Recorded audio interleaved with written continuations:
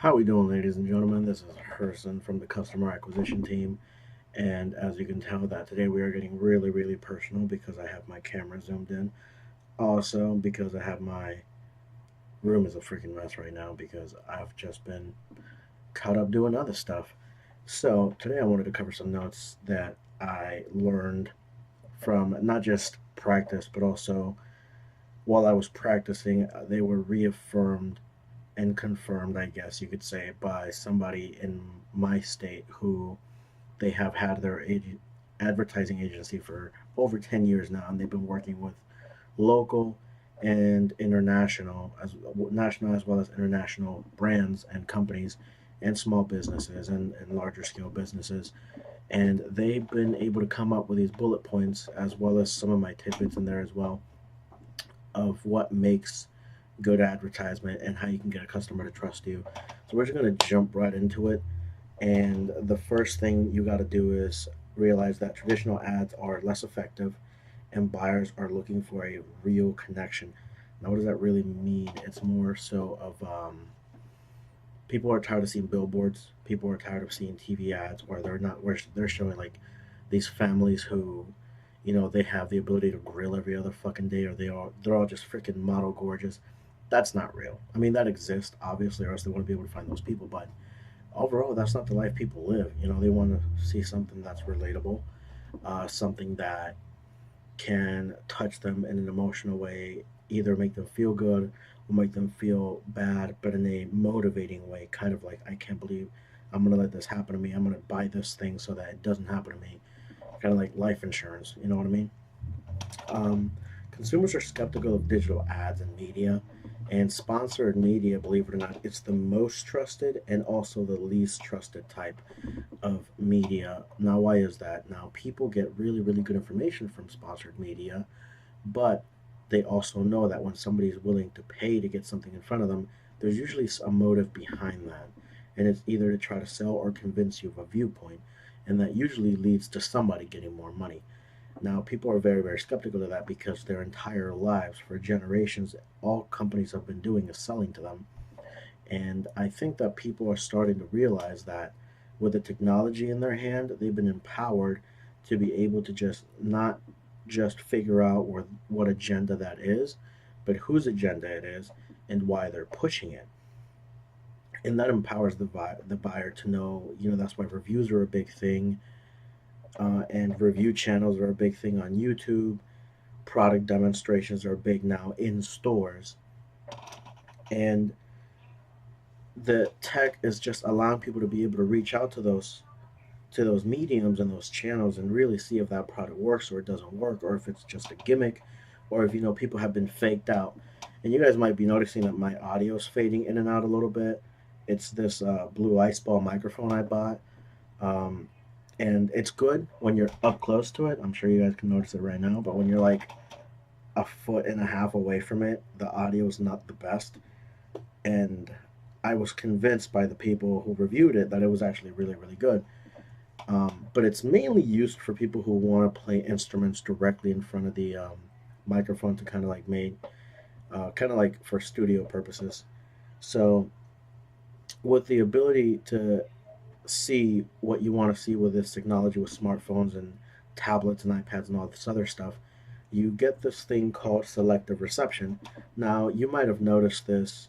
Somebody who's familiar with the term might have noticed that when you like something on Facebook, they advertise and they also suggest pages that are similar to what you already like. Now, this is what selective reception is. It's the same reason why conservative people only like conservative media and liberal people only like liberal media. Now, even though these 2 points are biased, they believe it as fact and truth without researching the other side because they choose to indulge themselves just on that one particular viewpoint. Now, is that necessarily good? No. Does it cripple them in the long term? Yes. But through this, you can also expose people to things that they might want to buy, or things that you're selling, or just services in general, or a message that might ring a bell with them with their selective reception. If you're selling to Cowboys fans, and you're obviously going to want to sell things that are hating the Redskins, or things that promote or celebrate the Cowboys. It's either or. There's nothing. You're not going to sell them anything about the Rangers, or the Browns or whatever. I might even be getting like basketball and football mixed because I'm not good at sports, like following sports, just fighting. But yeah, they can clients or the possible customer can completely choose what they see, effectively reducing cognitive dissonance and create a personal reality.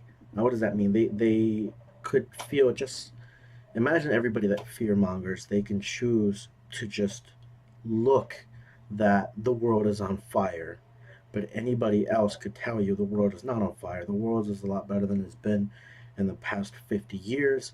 There's a lot more information being passed around. There's a lot more reading happening. People are more educated than ever. Does that mean they're smarter in the sense of practical knowledge? Not really, but that's just my opinion. And what this leads you to do is you can choose now with Facebook advertising, you can choose how many credit lines somebody has, how much they earn, their interest, their purchasing patterns. And so this leads you to be able to make a personal connection to these people. And that's really what matters when it comes to closing a sale, is making a personal connection to them and allowing your product or service or whoever you're representing to connect on a personal level and make them trust the brand, the product or service. This way, whenever you choose something or any brand that you want to represent, the first thing you got to figure out is their ideal customer. You can't build an ad campaign without knowing your ideal customer beforehand, or else you're just shooting blanks. You're just shooting in the dark, and you're going to miss every single shot, because if you're trying to get somebody a hip replacement, but you're marketing to everybody from 13 to 65 plus, that's a very, very shallow market for you.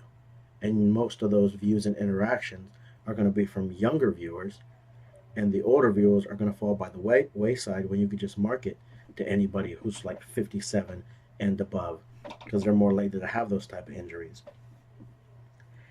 What and on the hip thing, what you want to do is you got to identify your personal thing, that like what makes your brand special, what makes your service or company special, and that helps you figure out also how to solve people's pain points.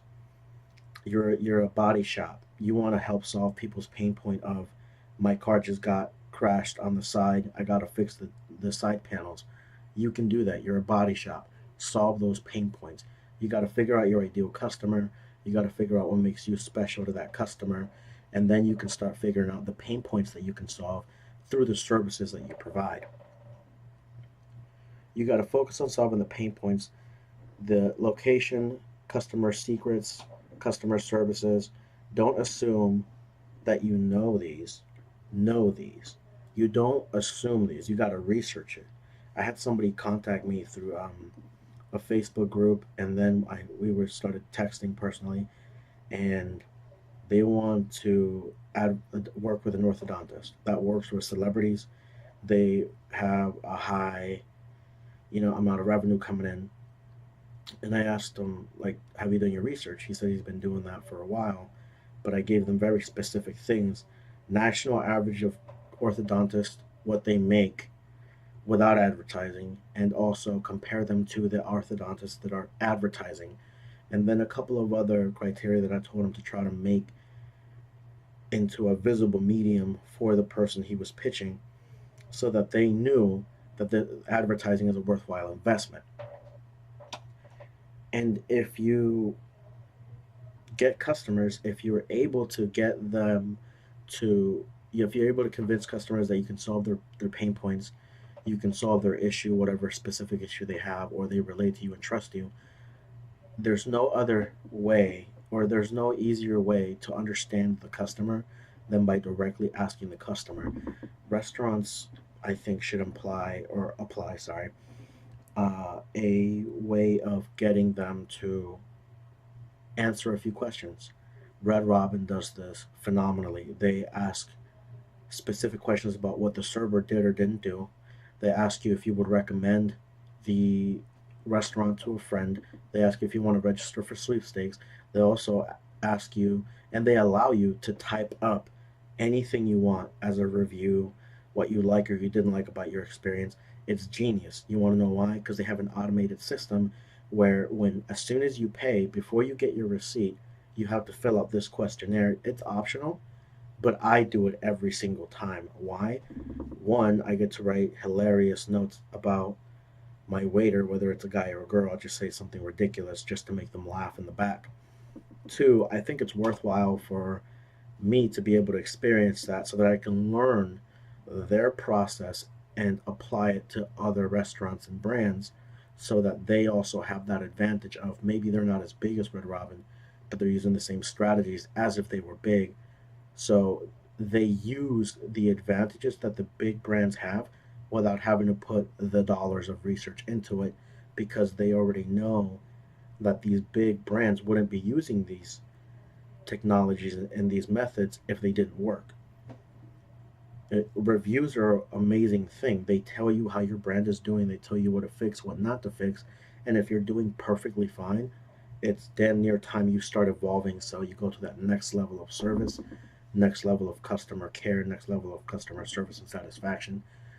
I think it's always good to evolve. But what I mentioned beforehand, I think that all of those things are really good things to start paying attention to. And if you don't, you're not going to have a good time in business. I've never seen a business do good that ignores what their customers want. Businesses that do that fail. Businesses that listen to data from 10 years ago fail. It's what happened to the radio when people thought TV wasn't going to be a good medium. It was just a fad. That happened, when the internet came around. People thought it was just a fad. Now look at us. We're living a life off of the internet, making money strictly off of the internet. Obviously, people to people sales, but the whole method of selling to them is through the internet. More money moves through the internet, I believe, than through anywhere else. It's just a fact, to me, anyways, because it's what I've seen and what I experience on a single basis, every single day. So, as you can tell, I'm still trying to get used to this whole YouTube thing. And sometimes when I get in a rant mode, I get really, really smooth and I can, just lay word after word like they're bricks to build this nice cathedral of whatever my rant wants to become. But when it comes to reading notes, I got to keep looking down and all this stuff. So I'm going to try to keep improving for you guys. I really, really, really am trying to start posting regularly on a daily basis and give you guys gems or trash, whatever you think it is. I don't care. I'm posting it out there and it's going to be useful for at least one person. And maybe that one person can make a big difference. And that's what matters to me. So hopefully you guys enjoyed it. Hopefully you guys watched all the way through this. Don't forget to like and subscribe. And also share it with a friend who's doing this journey or somebody who you think might need this in their business. And if they like it, they can reach out. Email's going to be down in the description. And don't forget to hit that little bell when you subscribe so that you get notifications of whenever I post again. So thank you guys very much for your time. Hopefully you guys will appreciate and like it. And I'll see you guys next time.